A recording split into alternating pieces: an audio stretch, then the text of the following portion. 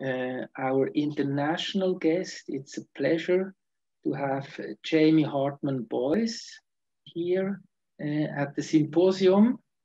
She lives in Oxford, is a senior researcher at the University of Oxford, and also editor of the Cochrane Tobacco Addiction Group. And in this role, Jamie and her team is responsible for the latest Cochrane review update, assessing the efficacy of e-cigarettes on smoking cessation. So, Jamie, we are happy to have you here, and we are keen on the latest review results. Please, Jamie, the floor is yours. Great, thank you for having me. I'll just share my screen. So, hopefully that's showing up for everyone okay. I'll trust someone will tell me if not. So thank you all so much for having me. My name is Jamie, and I am the lead author of our Cochrane review of electronic cigarettes for smoking cessation. And today I'm going to be presenting results from the most recent update of this review. This work is supported by Cancer Research UK, by the National Institute for Health Research, and also by the University of Oxford, and I don't have any conflicts of interest to declare. One of the main acknowledgements I'd like to make, of course, is to my author team. So these Cochrane reviews represent quite a bit of work. Some of these faces may be familiar to you, and we have a wonderful international team who help us review all the evidence on electronic cigarettes. So Cochrane itself, for anyone who's not aware of it, is a global nonprofit organization, and it exists really to help healthcare providers, patients, carers, researchers, funders, etc., make decisions around healthcare treatments. So a lot of our work in the Cochrane Tobacco Addiction Group is used by people who support people to quit smoking, people who are interested in quitting smoking, and guideline developers. The way Cochrane does this is by gathering and combining evidence in the form of systematic reviews with a really strong emphasis on quality assessment. And generally, Cochrane methods for systematic reviews are considered gold standard. We try to follow a very transparent and rigorous process when working through the evidence. Now, our Cochrane review on electronic cigarettes for smoking cessation was first published back in 2014. We updated it in 2016, and our most recent update to the evidence was published in October of last year. And as I'll come on to later in this presentation, we're actually in the process of updating it once again. The objective of this review is to evaluate the safety and effect of using e-cigarettes to help people who smoke achieve long-term smoking abstinence. So this review is very much focused on the role of e-cigarettes in people who are already using combustible tobacco, and we're interested in e-cigarettes here in a harm reduction capacity. In terms of our inclusion criteria, in this review, we restricted it to randomized controlled trials or uncontrolled intervention studies. So to be included, studies had to be conducted in people who smoke, and they had to be offered an e-cigarette intervention or some sort of control intervention. And to be included, they either had to measure smoking cessation at 6 months or longer, or any measures of harm at 1 week or longer. Originally, in our first review, in our 2014 and 2016 versions, we also included observational studies that didn't involve any e-cigarette intervention. But as we know, those suffer from confounding. And so as more and more studies have become available that are more robustly designed, we've been a bit more selective in terms of what studies we include. Now, our review contains quite a few comparisons. It's an enormously long document. So for the purpose of today, I'm just going to focus on our 3 primary comparisons. The first of those is nicotine e-cigarettes compared to nicotine replacement therapy. And one way to think about that comparison is that what we're really doing is we're isolating the effect of delivering nicotine via an e-cigarette, as opposed to, say, via patches or gum. The second is comparing nicotine e-cigarettes versus behavioral support only or no support. So that's really looking at nicotine e-cigarettes in their entirety. And the third is comparing nicotine e-cigarettes versus non-nicotine e-cigarettes, where really what we're looking at is the capacity of the e-cigarette to deliver nicotine in a way that might help people quit smoking. So for our outcomes, as I mentioned before, for our primary outcome had cessation at 6 months or longer. And we measure this across our Cochrane reviews in a very kind of standard way. where we use the strictest definition of abstinence, and we assume anyone who is not followed up is a continuing smoker. In terms of adverse events and serious adverse events, we were interested in these at 1 week or longer of e-cigarette use, and according to standard definitions as described by study authors. We also looked at changes in relevant biomarkers after 1 week or longer of e-cigarette use. So this includes known carcinogens, toxicants, and measures such as exhaled carbon monoxide, airway and lung function, and blood oxygen levels. I won't cover those in today's presentation, but they are available in the full review. So the searches that fed into the evidence I'm presenting now took place in January of last year. And as part of this, we also contact researchers in the field, and we search trial registries and conference abstracts for ongoing studies. So we put quite a lot of work into identifying any studies that might meet our criteria, whether or not they're published. This version of our review included 50 studies. 35 of those were new to this 2020 review. This is a rapidly moving field of research. So every time we do an update, we tend to find quite a few new studies. And all in all, these studies represented just over 12,000 participants. As part of our Cochrane process, we assess risk of bias for the included studies. So basically, how much can we trust these studies? And of our 54, we judged to be of low risk of bias, 9 at unclear, and 37 of high risk of bias. Before that rings serious alarm bells, just to note that within those 37 at high risk of bias are all of our non-randomized studies, as well as according to our Cochrane tool, non-randomized studies are inherently at a higher risk of bias. 8 of our included studies were funded by the e-cigarette industry. 32 of them didn't have any e-cigarette or tobacco industry funding, I should say, and 10 didn't report their source of funding. 26 of them were randomized controlled trials, 21 were uncontrolled, and we also had 3 randomized crossover trials. And of our 26 randomized controlled trials, 12 of them contributed to our cessation meta-analyses. So the ones that didn't simply didn't measure smoking cessation at 6 months or longer, and instead just contributed data to our safety outcomes. In terms of the interventions tested, the vast majority were looking at the provision of a nicotine-containing e-cigarette on its own. A few were looking at nicotine e-cigarettes in combination with other treatments, such as nicotine replacement therapy or varenicline.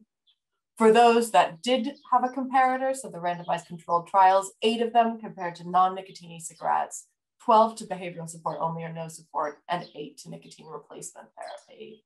And device type-wise, really still we're looking at older devices compared to what's on the market at the moment. And that simply reflects the amount of time it takes, particularly for a large randomized controlled trial, to get funded, get off the ground, completed, written up, and published, and make it into our review. And because of the fast-moving nature of e-cigarette technology, one of the things we're up against with research in this area is that often, by the time research is published, the device that's tested really isn't particularly representative of what people who smoke might be using at the time to help them quit. So moving on to our results, our first comparison was looking at nicotine e-cigarettes versus nicotine replacement therapy.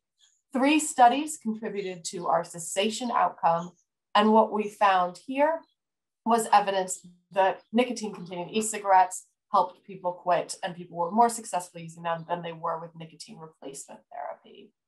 With Cochrane reviews, we don't just combine the evidence, we also think about how certain we are in the evidence, and we do this using a framework called GRADE, which is commonly used by guideline developers and also increasingly used by systematic reviewers. And what GRADE really reflects is how certain we are in the evidence and the extent to which we think new studies might change our findings. So for this finding, we judged it to be of moderate certainty, which means we think new studies might change our findings. And the reason why it's of moderate and not high certainty isn't that there's anything wrong with the trials themselves. These were well conducted, but the issue is simply that we still really don't have that many studies, and those we have don't have that many participants. So here we have an issue of imprecision, and with every other outcome I'll present in this review, imprecision is also an issue. We basically just are still waiting on more studies before our conclusions get any firmer here. When we looked at adverse events at 1 week or longer, we had low certainty evidence of no difference between groups. And again, the main thing affecting our certainty here was just lack of data. And for serious adverse events, we again had low certainty evidence of no difference in serious adverse events between nicotine e-cigarettes and nicotine replacement therapy. Only 1 study provided data for this. Another study did measure it, but didn't have any serious adverse events occurring in either study arm.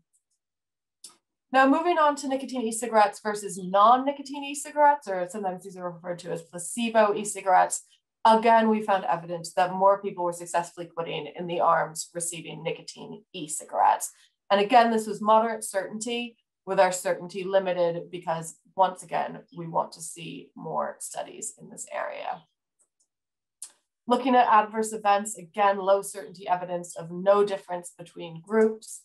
And the same picture with serious adverse events, low certainty, because our data is only coming from one study of no difference between groups. Here we actually have 4 studies that measured serious adverse events, but in only one of them did any serious adverse events occur, which is great from the perspective of participants and their health, but in terms of trying to calculate risks, it doesn't give us very much to work with. And now finally moving on to nicotine e-cigarettes versus behavioral support only or no support. So the issue with these studies is that by their very nature, they can't blind participants.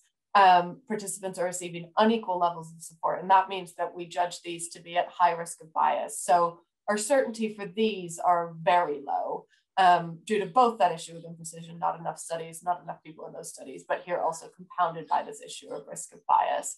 But what we found here when we combine the data is a really clear evidence of an increased quit rate in people receiving nicotine e-cigarettes versus behavioral support only or no support. And one point to make here is that even though our certainty of the evidence here is very low, if we think of our comparison with nicotine replacement therapy as isolating, let's say, the behavioral and social mechanisms by which an e-cigarette might work, that found that they were effective. If we think about the comparison with non-nicotine e-cigarettes as isolating the pharmacological ways in which e-cigarettes might help people quit smoking, again, we find them to be effective. And in this comparison, what we're doing is we're looking at all aspects together. Because the other arm isn't receiving any e-cigarettes or any nicotine, we're able to look at the kind of combined effect of the behavioral, social, psychological, and pharmacological mechanisms of an e-cigarette. So it's not at all surprising to see here that indeed they're associated with higher quit rates.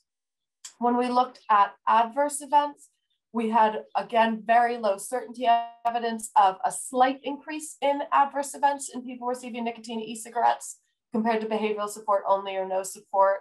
And across these studies, when we're talking about the non-serious adverse events, what we found is that, as with nicotine replacement therapy, most of them were linked to the site of administration. So if you're looking at nicotine patches, you tend to have skin irritation. If you're looking at nicotine lozenges, you tend to have mouth irritation. And with e-cigarettes, what we found were mainly, let's say, a cough, some throat and mouth irritation. And this tended to dissipate over time as participants got more used to using e-cigarettes. Again, very low certainty evidence of no difference in serious adverse events between groups. Here we had only 2 studies contributing data. So all Cochrane reviews end with implications for practice and implications for research. Our job in Cochrane is not to say what anyone should or should not be doing, but to present the evidence so that people can make their own healthcare decisions with the best available information to hand, presented in an unbiased way. And I think that's particularly important in the area of e-cigarettes, where there can be quite a lot of misinformation around both pro and anti-e-cigarettes. In fact, I find there's quite a lot of misinformation. So what we really aim to do is just present the data that we have. And so in summary, what we found was that evidence suggesting nicotine e-cigarettes can aid in smoking cessation was consistent across several comparisons. As I mentioned, we had moderate certainty evidence, limited only by the fact that we do not have enough studies yet, that e-cigarettes with nicotine increase quit rates at 6 months or longer compared to non-nicotine e-cigarettes and compared to nicotine replacement therapy. Our evidence compared to no support or behavioral support only was less certain because of issues of risk of bias in those studies. The effect of nicotine e-cigarettes when added to other therapies, and particularly when added to nicotine replacement therapy, was unclear. Only 1 study looked at that, and we need more data to tell if they add any additional benefit if other people are already receiving nicotine replacement therapy in a different form. None of our included studies, so this is across the randomized controlled trials, but also across all of the uncontrolled studies, detected any serious adverse events considered possibly related to e-cigarette use. But of course, I would heavily caveat that in that these studies really only measured up to the short to midterm, so up to 2 years was the longest follow-up we had. And over time, I'm really looking forward to us having more data on long-term safety profiles. I think the information we do have heavily suggests that e-cigarettes are not 100% risk-free, they're not 100% safe, but they're considerably less harmful than cigarettes, which of course are incredibly deadly. And the most commonly reported adverse effects in the data we reviewed were throat and mouth irritation, headache, cough, and nausea. And as I mentioned, these tended to dissipate over time. When we looked at biomarkers, so things like carbon monoxide, measures of airway function, in some studies we found reductions in biomarkers that were consistent with the reductions we'd see if people had just stopped using nicotine and tobacco altogether. And in no cases did we see any evidence suggesting increased risk from e-cigarettes compared to continuing to smoke traditional cigarettes. In terms of implications for research, there's so much still to be done here.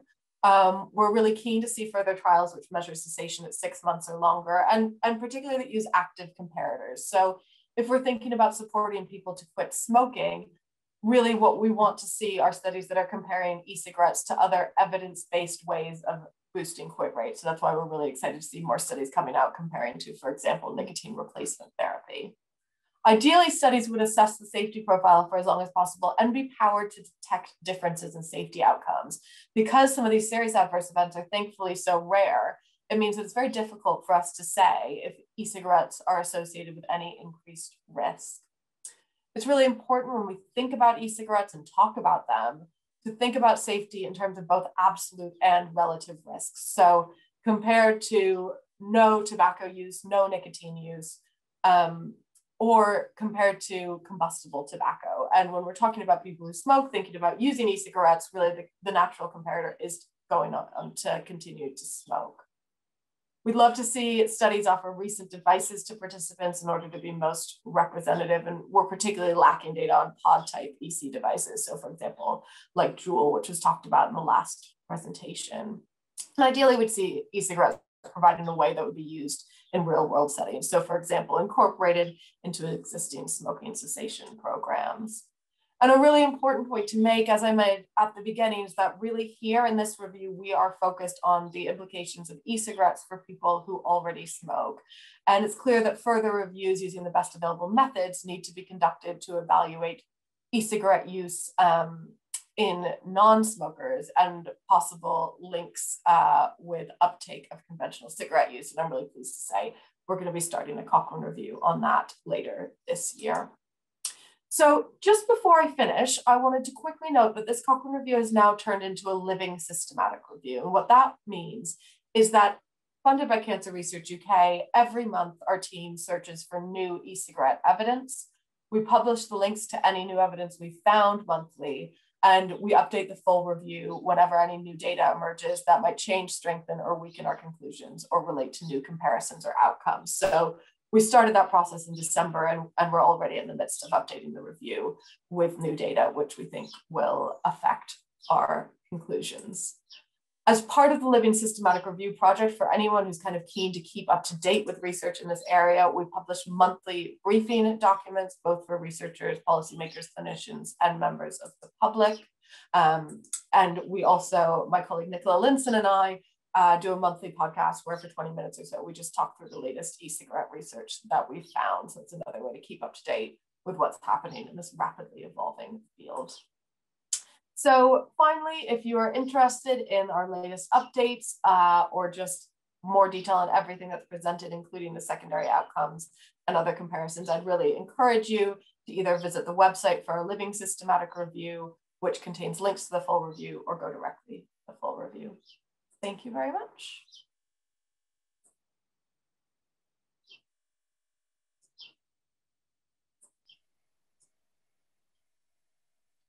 Jamie, thanks a lot for this impressive work and brief overview.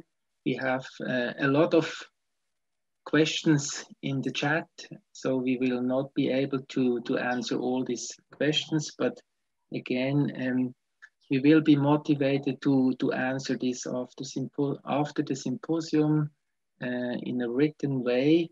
But two methodological questions in the chat. regarding participants, there was one question whether there were pregnant women included or not. So can you say something about the efficacy on harm reduction in pregnant women? And the second question, how did the studies control for the motivational level for stop smoking? Yeah, great question. So around pregnancy, most of these studies set out to exclude pregnant women from the start, as is common with kind of any randomized controlled trials at the beginning of testing a new treatment. Inevitably, of course, some women will have fallen pregnant during these studies, and we didn't find any evidence of harm in those groups, but of course, the studies weren't set up to evaluate it. But we do, I think, have studies ongoing in the UK right now, which are looking at e-cigarettes in pregnant women. So I wouldn't be able to comment on that specifically. And we know also that the evidence on nicotine replacement therapy is slightly less clear in pregnant women anyway. So we might think that e-cigarettes with nicotine may also have a different mechanism of action in that population. Secondly, in terms of motivation to quit, by the fact that these were randomized controlled trials, as long as they were adequately randomized, the hope would be that kind of within those studies, it was controlled for between groups. Now, I think e-cigarettes are a particularly promising intervention, or certainly seem to be tested more often in groups who are not particularly motivated to quit smoking, right? Who maybe have tried other things and it hasn't worked, or aren't up for trying other things and might be willing to try e-cigarettes. So actually, compared to some of our other Cochrane reviews, the populations in these reviews are somewhat less motivated to quit at baseline. And some of these studies are in people who, you know, explicitly do not want to quit smoking. So I think it is impressive to see that we're still seeing effects in that group. And what we haven't seen in our studies are differences in the relative effectiveness of e-cigarettes based on motivation to quit across the studies. So some of the studies are conducted in people who are already attending, for example, stop smoking services and would be considered highly motivated to quit, but those seem to find comparable outcomes to those in people who are not interested in quitting. Okay, thank you very much.